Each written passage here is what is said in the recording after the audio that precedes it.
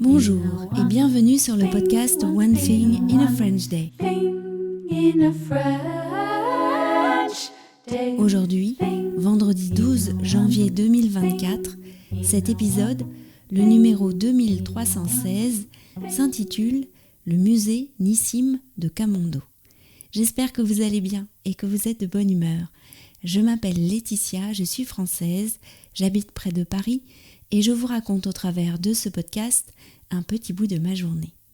Vous pouvez vous abonner pour recevoir le texte du podcast sur onethinginafrenchday.com. L'abonnement est soit à 3 € par mois, soit à 5,90 € par mois.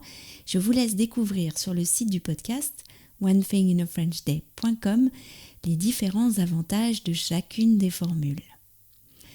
Je vous invite également à me faire part de vos résolutions concernant le français en 2024 en répondant au sondage que vous trouverez sur la page d'accueil du site du podcast.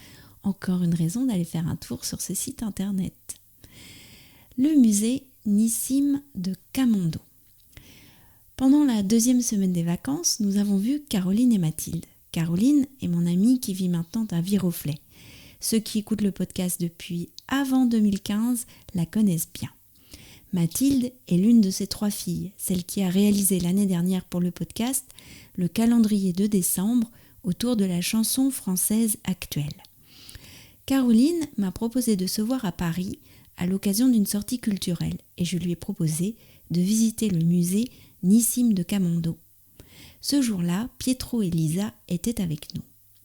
Le musée se trouve dans le 8e arrondissement, à 2 pas du parc Monceau. J'aurais bien aimé le voir sous la neige, comme nous en avons eu en début de semaine. Mais ce jour-là, il faisait simplement gris, la vague de froid n'était pas encore là.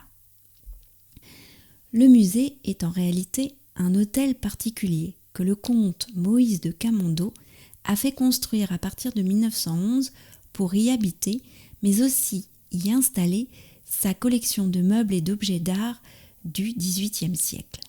Le bâtiment est lui-même à l'image de ceux du XVIIIe siècle qui passionnaient tant le comte. Le musée a ouvert en 1936, après la mort du comte, en mémoire de son père et de son fils Nissim de Camondo, pilote de l'armée française, mort en 1917 pendant la Première Guerre mondiale. Le comte avait souhaité léguer l'hôtel particulier et ses collections à l'État français, à condition que rien n'y change, que tout y soit laissé en l'état. C'est donc une sorte de voyage dans le temps que nous propose le musée, qui fait partie du musée des arts décoratifs de Paris. Le jour de notre visite, il n'y avait pas de visite guidée, mais c'était déjà un bel aperçu et presque magique de déambuler d'une pièce à l'autre, d'admirer par exemple ce tableau peint par Madame Vigée-Lebrun, la célèbre portraitiste de la reine Marie-Antoinette. À l'époque de la construction de cet hôtel particulier, les peintres de Montmartre ou de Montparnasse se lançaient dans le post-impressionnisme. C'était les débuts du cubisme. Mais les deux mondes se rencontraient parfois. C'est Man Ray, tout juste débarqué à Paris, qui a photographié Marcel Proust sur son lit de mort en 1922. Voilà, c'était une première visite, mais il y en aura d'autres. Un monde s'ouvre à vous dès que vous passez la porte cochère de ce musée. One Thing in a French Day, c'est fini pour aujourd'hui. Je vous souhaite à tous de passer un très bon week-end et je vous retrouve lundi pour un nouvel épisode du podcast. À bientôt, au revoir. One thing in a French day.